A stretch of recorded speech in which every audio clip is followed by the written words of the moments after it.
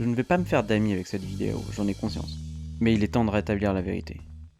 On a souvent rapproché le film sur Queen Bohemian Rhapsody, datant de 2018, à Rocketman, le biopic d'Elton John sorti l'année suivante. Mais pourquoi exactement ? Dans cette vidéo, je vais tâcher de me plonger dans tout cela, tout en tentant de vous expliquer en quoi Rocketman corrige ce qui fait de Bohemian Rhapsody un très mauvais film. Allez, c'est parti pour une nouvelle contrepétrie.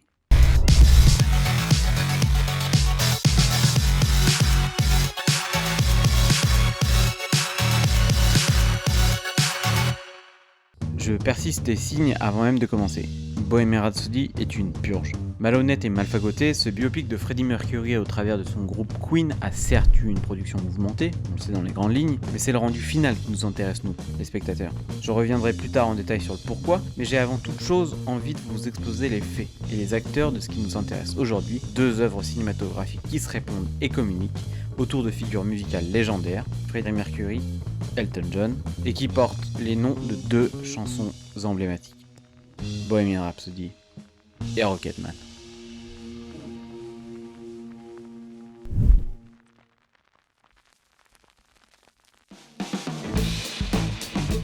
Pour bien appréhender le sujet d'étude de notre vidéo, je vous propose de vous présenter une pierre angulaire de celle-ci, peu connue du grand public et pourtant un artiste important, Dexter Fletcher.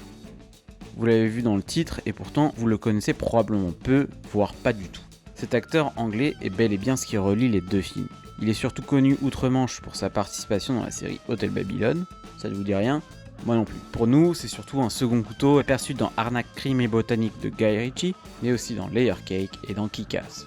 Point commun de ces trois films, Matthew Vaughn, proche de Fletcher, producteur et réalisateur, qui produira d'ailleurs Rocketman, mais aussi Eddie the Eagle, joli film tiré d'une histoire vraie qui précède la tumultueuse production de Bohemian Rhapsody. Parce que oui, comme souvent, un acteur fait rarement un mauvais réalisateur, et Fletcher a décidé de passer de l'autre côté de la caméra au tournant des années 2010, d'abord avec Wild Bill, petit film de criminel anglish avec tout ce qu'il faut de panache pour convoquer les fantômes des premiers films de Guy Ritchie, mais aussi un sous-texte plus social et émouvant assez étonnant, rappelant autant Emir Kusturica que Franklin Schaffner.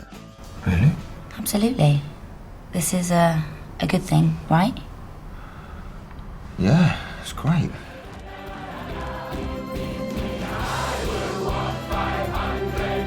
Deux ans plus tard, il propose son premier film musical avec Sunshine on Leith, romance chorale au son des Proclaimers, aussi émouvant qu'ambitieux et drôle. Une superbe ébauche de ce qu'il pourra proposer avec plus de grandeur et de puissance dans Rocketman.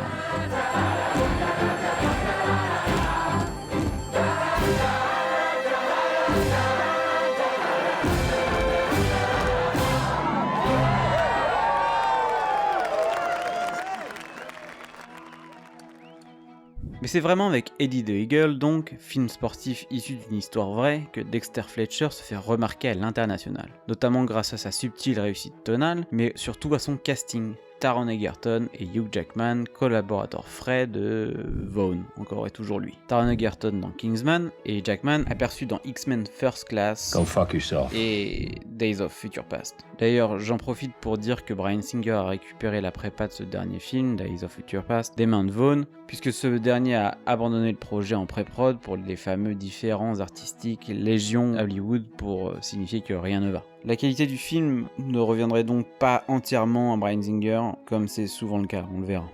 You confirmed all my fears, Eddie. No one is taking you seriously. You are nothing but a sideshow, okay? So enjoy your 15 minutes of fame. Well, don't hold back, will you? You asked for the truth, bud.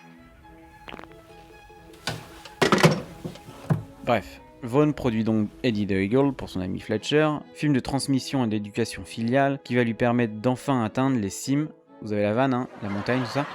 Ça lui permettra surtout d'avoir les épaules et la légitimité de reprendre le flambeau de Bohemian Rhapsody une fois que Bryan Singer aura quitté le navire.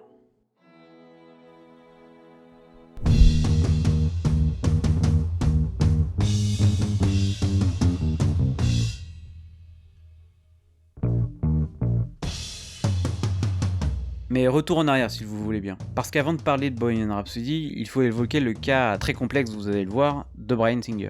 Enfant adopté ayant grandi dans une famille juive, il se passionne très tôt pour le cinéma et fait des études en conséquence. Il a l'air très fidèle en amitié puisqu'il y rencontre d'abord John Ottman puis Christopher McQuarrie pour qu'ils signent tous les trois son premier long métrage dès 1993, Public Access, qui reçoit à la fois le Grand Prix à Sundance et le prix de la critique à Deauville. John Ottman aura la double casquette étonnante et quasi systématique durant la carrière de Singer d'à la fois monter ses films mais aussi d'en composer la musique. McQuarrie, quant à lui, écrira ses deux premiers films, Public Access donc, mais aussi et surtout The Usual Suspects, qui, si vous voulez mon avis, lui doit beaucoup.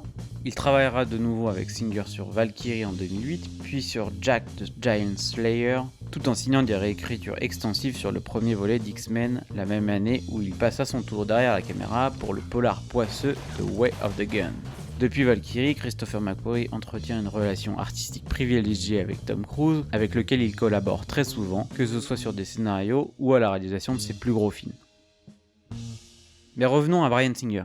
Public Access témoigne d'un savoir-faire évident, même si le film reste un peu confus. Il agit comme une critique de la cupidité, de l'hypocrisie et de l'anti-humanisme de l'ère réganienne, tout en étant un commentaire sur le pouvoir des médias. Un film encore un peu immature, où l'on sent déjà titiller des questionnements personnels de son auteur. On y évoque et reproche l'homosexualité et surtout la pédophilie d'un personnage, des faits qui vaudront à Singer bien des dérapages par la suite, mais on y reviendra. C'est avec son film suivant, The Usual Suspects donc, que Bryan Singer va atteindre le sommet de la hype à Hollywood. Entouré d'un cast géant, Gabriel Byrne, Kevin Spacey, Chaz Palminteri, Benicio del Toro, Stephen Baldwin, Kevin Pollak, Pete Postlethwaite, Giancarlo Esposito, et j'en passe, il met en scène, ou plutôt il suit le script incroyable du véritable visionnaire McQuarrie, un thriller noir à twist qui fera date. Recevra une multitude de prix, mais surtout un Oscar pour Spacey et un pour le scénariste. Mais en vrai, je l'ai dit et insiste, Usual Suspects est clairement un film de McQuarrie. À en juger l'écriture du scénario qui n'est que suivie à la lettre sans réel coup d'éclat niveau mise en scène. Mais bref, au sortir du succès de ce film, Bryan Singer est désormais vu comme le nouveau Wonderboy du milieu, que le tout Hollywood s'arrache, comme Tarantino un peu avant lui et Shyamalan juste après. Son film suivant sera donc décisif. Il s'attaque à l'adaptation d'une nouvelle de Stephen King, Apt Pupil, ou Un élève doué en VF, là encore un thriller, sur un jeune ado qui trouve une fascination en la personne de son voisin âgé qu'il apprend être un ancien nazi, avec lequel il va entretenir une relation malsaine et toxique. Un film réussi, mais au message là encore singulier. C'est avec son film suivant qu'il va définitivement poser sa patte sur la pop culture ciné avec le premier volet de X-Men. Il va donner leur réel départ aux grosses productions de super-héros, les imposant dans le paysage hollywoodien comme la norme. Dès lors, il va alterner entre ces énormes machines avec X-Men 2, Superman Returns ou Jack the Giant Slayer, mais aussi des films plus sérieux, marqués par la figure de la Seconde Guerre mondiale. Apt Pupil donc, mais aussi Valkyrie dans lequel on assiste à la révolte sinueuse contre le régime d'Hitler via la figure de von Stauffenberg. Il arrivera d'ailleurs à évoquer le sujet au sein même de la saga super-héroïque X-Men, notamment au travers du personnage de Magneto. L'imagerie de Singer réside davantage sur des figures de puissance. Ces super-héros en premier lieu, glorifiés dans leur posture, notamment dans son Superman Returns, véritable dieu grec, ou aux figures de rapport de taille, comme dans son Jack the Giant Slayer. On retrouve tous ces thèmes de faibles puissants dans ses travaux primitifs, que ce soit dans Public Access où un homme vient donner la vérité en messie de l'ère médiatique, dans Apt Pupil où un vieil homme fascine un jeune garçon, ou dans Usual Suspects où un puissant génie du mal trompe tout le monde en se faisant passer pour un handicapé. Spoiler, mais osef. Ces X-Men ne parlent aussi que de ça, et évidemment, tous ces concepts peuvent être ramenés à ce qui nous intéresse, entre gros guillemets, chez Singer. Parce que oui, cette analyse serait bien pertinente si toutefois derrière, il n'y avait pas une multitude de démêlés avec la justice, liés à des agressions sexuelles très souvent sur mineurs. Si McQuarrie cite Baudelaire dans Usual Suspect, avec cette phrase, ça ne doit pas être si anodin. The greatest trick the devil ever pulled was convincing the world he didn't exist. Dès 1997, un jeune garçon de 14 ans, figurant sur Apt Pupil, l'accuse de l'avoir obligé à se dénuder dans une scène de douche, ce que confirment deux autres adolescents. Le procès semble avoir été réglé hors de la cour, financièrement ou non. En 2014, rebelote, un jeune acteur et modèle nommé Michael Egan l'accuse de l'avoir drogué et violé après l'avoir rencontré dans une fête orgiaque organisée par le délinquant sexuel condamné Mark Collins Rector. sans suite. Sauf qu'un autre homme l'accuse lui aussi, ainsi que le producteur Gary Goddard, d'avoir abusé de lui, à la fois sexuellement et par la violence, après la première de Superman Returns. Sans suite aussi. Sauf que le romancier Bret Easton Ellis évoque que 2 de ses partenaires lui ont avoué avoir croisé plus d'une fois Singer dans des orgies où étaient présents de nombreux mineurs. Rebelote en 2017 quand un certain César Sanchez Guzman intente un procès envers Singer en l'accusant de l'avoir violé en 2003 alors qu'il n'avait que 17 ans. Encore une fois, il semblerait que la chose ait été réglée financièrement, en plus d'avoir envoyé les services d'immigration auprès de la victime présumée.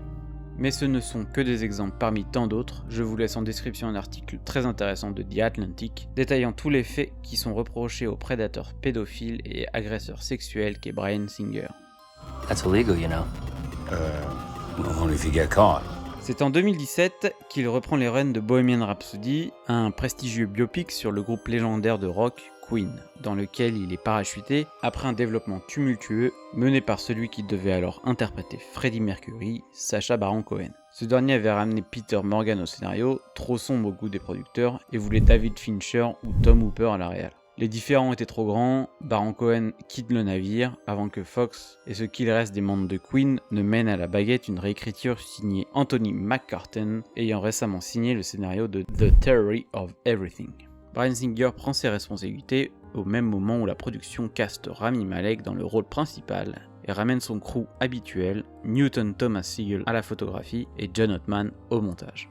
Le tournage commence en septembre 2017 par le plus gros du tournage, le concert au Live Aid. Sauf que fin novembre, des absences répétées de Singer se font de plus en plus fréquentes, mais pour la production, the show must go on. Le chef opérateur Newton Thomas Sigel assure comme il peut, mais en plus de ses absences et retards, Singer est ingérable sur le tournage. De plus, il s'engueule constamment avec les producteurs et avec sa star, Rami Malek, ainsi qu'avec Tom Hollander, allant même jusqu'à jeter de lourds objets sur le plateau. C'en est trop, à la hâte, Singer est viré du film. On décide de le remplacer par Dexter Fletcher, sur place et disponible, et qui connaît extrêmement bien le sujet, puisque cela fait des années qu'il tente en vain de monter un biopic du groupe mythique.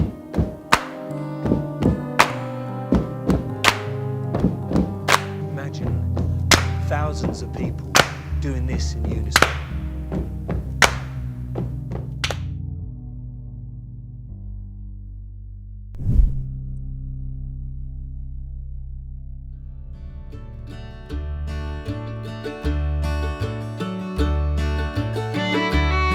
Le développement de Bohemian Rhapsody a en réalité commencé en 2010, et Fletcher a été un temps pressenti pour diriger le film, juste après le départ de Sacha Baron Cohen. Les producteurs admiraient son travail sur Sunshine on Leith, mais alors qu'il a travaillé plusieurs mois dessus, avec Ben Whishaw en tête pour le rôle de Freddie Mercury, c'est en mars 2014 que Fletcher se retire du projet en citant encore une fois ses différents créatifs avec le producteur Graham King, notamment sur le fait que le film doit être R-rated, c'est-à-dire interdit aux moins de 17 ans aux États-Unis. De son propre aveu, Fletcher nous dit qu'il avait travaillé longuement sur sa version, qui n'a jamais vu le jour. Et puis quand ils ont eu besoin, les producteurs ont demandé à celui qu'ils avaient lâché il y a quelques années de reprendre les rênes de leur grosse machine. So I think I was just the top name on a very short list who could do it. And I was familiar with the material, although it was a different script, I still knew the material, you know, and it was literally like on a Thursday, are you interested in this? So I met Graham King and Dennis, and they said, look, Rami would love to sit down and we talk about it. I said, all right. And they said, but look, you've got to start on Monday. I said, okay, well, let me see it. And they said, no, you can't see it. We need you to answer yes or no now. Wow. Can you show me anything? Yeah, exactly. And they said, well, if you agree, we'll show you all of what we got, but not until you agree to do it. So protected. That's a film. And I did. I started on the Monday, but I went and sat with Rami, I think like Saturday night for dinner.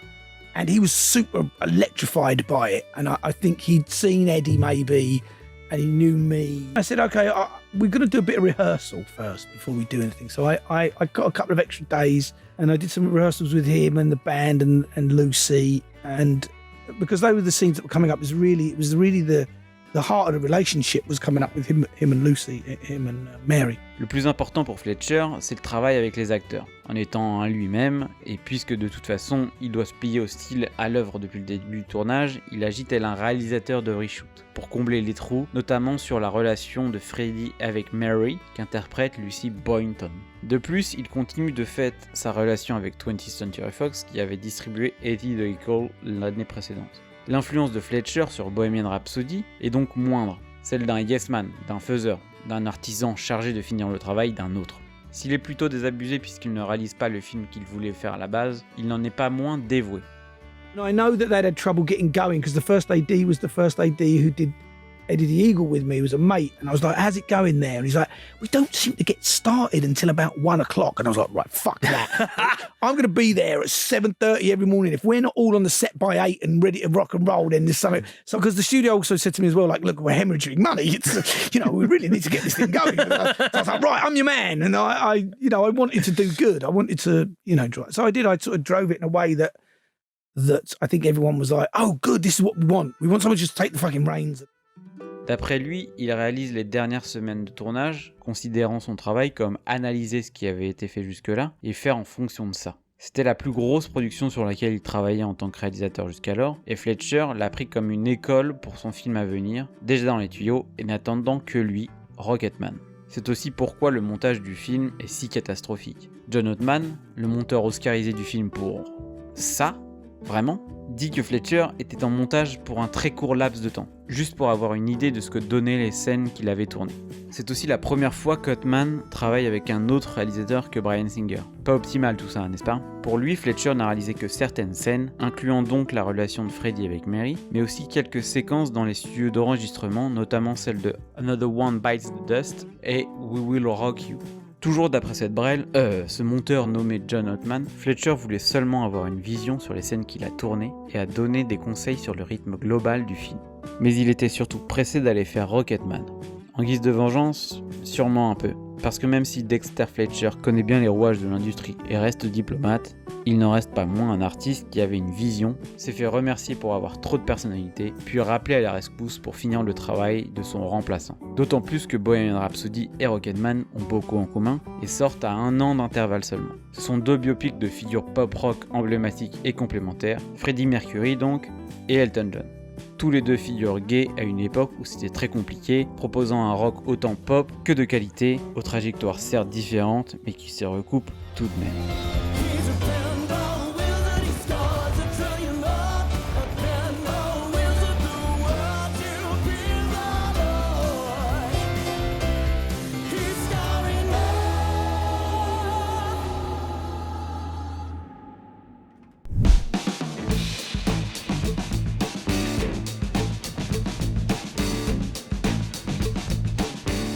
Nous arrivons donc au cœur du problème, celui qui va m'attirer les foudres, mais que j'assumerai jusqu'à ma mort. Pourquoi l'un de ces 2 films est meilleur que l'autre? C'est ce que je vais tenter d'expliciter dans cette dernière partie, d'autant que maintenant vous avez toutes les pièces du puzzle pour comprendre mon point de vue, certes questionnable, mais profondément réfléchi. Il y a forcément un affect qui va jouer, étant donné que je déteste le jeu, plus qu'outré, de Rami Malek, ainsi que la direction artistique à la fois du film et de son personnage. Mais je vais tâcher d'être aussi objectif que possible, ainsi que de faire preuve de concision et de précision. Sorry. No, please. See you. Je vais commencer par dire une chose évidente. Les 2 films n'ont pas les mêmes intentions artistiques. Si Bohemian Rhapsody est un biopic musical classique, se concentrant sur la formation, les débuts, les hauts et les bas, les excès et les relations complexes, puis l'apothéose d'un grand groupe de rock, se concentrant néanmoins sur la figure de proue qu'est Freddie Mercury, Rocketman est davantage un drame fantaisiste et musical sur la carrière d'un artiste complet, partant de son enfance pour raconter de façon non linéaire et non réaliste son histoire. Il faut aussi préciser que Bohemian Rhapsody est certes produit par ce qui reste de Queen, mais que Mercury n'est évidemment pas là pour donner son point de vue. Du coup, sûrement un peu de retenue de la part de ses copains, alors que Elton John, pleinement impliqué dans la conception de Rocketman, a été plus laxiste sur des choses à dépeindre de son passé. Freddie is not around to defend himself. And the only people who are making that film are people who loved him very dearly, who are still around, and they're holding close a memory of someone they love. Whereas Elton goes like, darling, I don't give a fuck. Whatever. I did it all. Yeah, I did it all. Ah oui, et si Bohemian Rhapsody est PG-13, c'est-à-dire quasiment tout public aux États-Unis, Rocketman est rated R, et donc interdit aux moins de 17 ans. Chose qui était indispensable et pour laquelle se sont battus à la fois Elton John et Dexter Fletcher auprès de Paramount, le studio finançant le film. C'est d'ailleurs le premier film de studio à montrer une scène de sexe gay masculine. Ceci étant dit, voilà ce qu'il en est, pour nous, les spectateurs et spectatrices. D'un côté, on a le droit à un film linéaire et redondant, de fait lisse et relou. De l'autre côté, il y a un vrai film, avec des points de vue, des nuances et de la mise en scène qui reste mémorable et couillue. La question du point de vue est aussi le problème de Bohemian Rhapsody. Queen est un groupe, et même s'ils essayent de faire un biopic de Freddie Mercury, les autres membres du groupe essayent sans cesse de se réinsérer dans le récit et brouillent de fait un film déjà pas gâté par son statut bancal. Dans Rocketman, on suit sans équivoque le parcours contrarié d'Elton John sans s'égarer dans les points de vue de ses collaborateurs sur son récit à lui. C'est plus clair, moins brouillon. Et si Rami Malek fait ce qu'il peut avec ce qu'on lui donne, le monteur John Ottman ne cesse jamais de parasiter son expérience de sa propre vie par des incursions des autres membres de Queen, qu'on imagine aisément contractuels. Taron Egerton a quant à lui vraiment de quoi s'amuser, composant un personnage complexe et nuancé, et ce dès les premières secondes du film. My name is Elton Hercules John.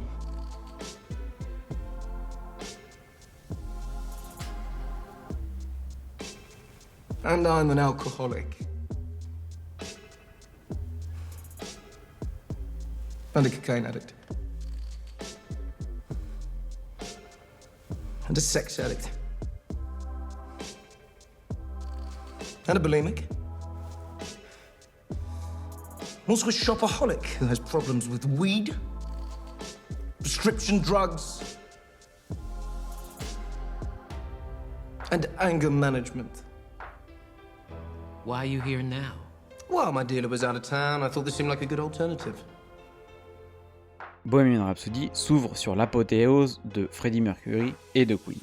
Leur concert au Live Aid, dans un schéma plus classique de récit biographique, notamment pour les figures musicales. On enchaîne les poncifs de la formule donnée du biopic musical. On commence avant un concert tardif de l'artiste, sorte de quintessence de sa carrière, pour mieux raconter de façon linéaire la montée vers la gloire de la formation, sans toutefois expliquer ce qui fait de Queen un groupe de rock à part. L'écriture est à la fois trop lisse et trop automatique. On y applique point par point une formule qui a fait ses preuves par le passé, Ray, Walk the Line, Get On Up. Cette même formule qui pourtant a si bien été déconstruite dans le chef-d'œuvre satirique qu'est Walk Hard, que je vous conseille grandement, cela dit en passant.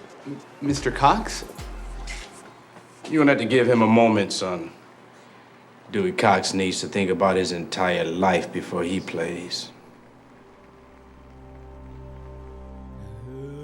See, we don't want to repeat ourselves, the same formula over and over. Formulas are a complete and utter waste of time. Formulas work.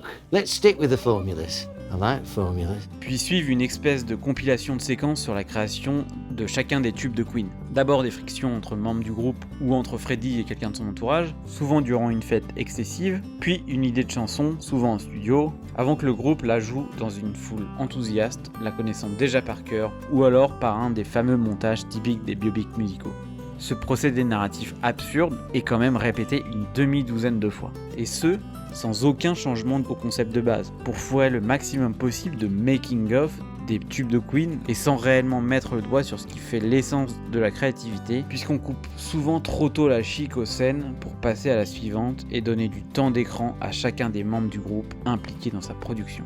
Ce qui devrait être un film sur Freddie Mercury est en fait un monstre de Frankenstein indigeste parce qu'insauvable de sa propre hybridité. Qui faut-il contenter et ou flatter? Les fans de Queen? Les membres de Queen? Freddie Mercury lui-même? Le cinéphile? Ou le simple badaud venu voir le film? Ou pire, tout le monde à la fois? Mission impossible.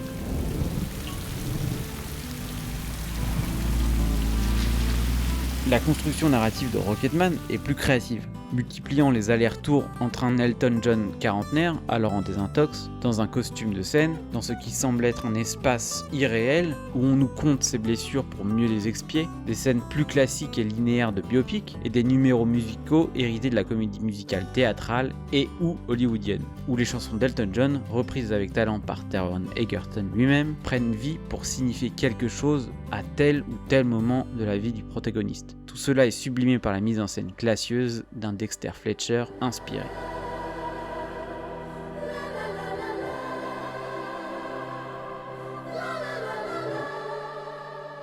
On a beaucoup parlé du montage primé mais désastreux de Bohemian Rhapsody, notamment dans cette vidéo de Thomas Flight que je vous invite à aller voir. Mais pour résumer succinctement le cœur du problème de ce montage, c'est son côté déraisonnablement abondant et peu motivé par l'expérience émotionnelle de son ou ses personnages. Les points de montage sont peu précis, trop nombreux et partent dans tous les sens. Là où ceux de Rocketman profitent du talent de Chris Dickens, monteur des premiers films d'Edgar Wright, des films de Richard Ayoade, du Slumdog Millionaire de Danny Boyle ou du Paul de Craig Motola. Mais s'il reste dans Rocketman un certain aspect de la formule classique du biopic musical, il y a toutefois une certaine envie de briser les codes. Dans un réalisme onirique, Dexter Fletcher tisse un portrait juste et innovant d'un artiste qui rôde en coulisses certes, mais qui a le courage de se dévoiler à un réalisateur brillant, et ce de manière assez visionnaire pour être marquante. Là où un auteur destitué, à juste titre, de son piédestal, se livre à une entreprise peu glorieuse dans un Bohemian Rhapsody en mode automatique, et c'est bien dommage. For my next trick! I'm gonna fucking kill myself.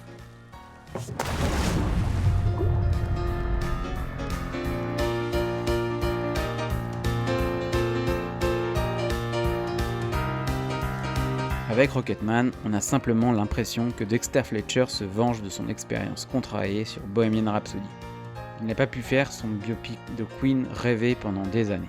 On le rappelle pour sauver les meubles alors que le navire sombre déjà et qu'il a lui-même la tête dans un différent projet, plus ou moins similaire. Un film autrement plus impactant, tant au niveau de la créativité qu'on lui laisse, que dans l'implication émotionnelle qu'il peut créer entre son protagoniste, tout aussi passionnant que Mercury, et son spectateur. Rocketman est ce qu'aurait dû être Bohemian Rhapsody, un récit moderne, original et passionné d'un artiste qui l'était, pas ce divertissement rance, simplé, brouillon et jamais inspiré qu'a fini par être Bohemian Rhapsody.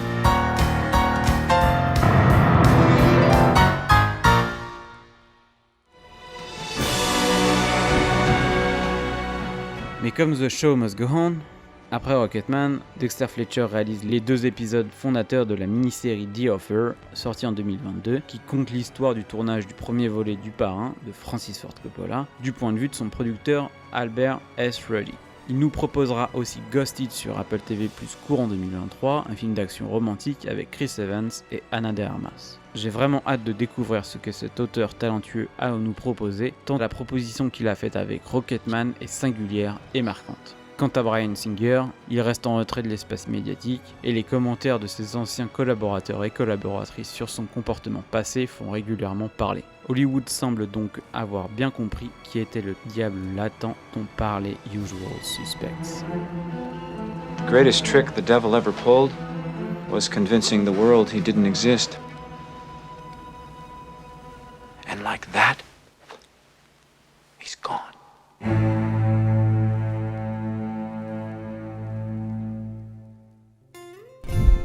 Merci d'avoir suivi cette vidéo qui me tenait vraiment à cœur depuis un petit moment. J'espère qu'elle vous a plu et si c'est le cas, n'hésitez pas à mettre un petit pouce bleu, à vous abonner à la chaîne si ce n'est pas déjà fait, mais aussi à aller faire un tour sur petri.com, ça serait cool. Allez, bisous, bientôt.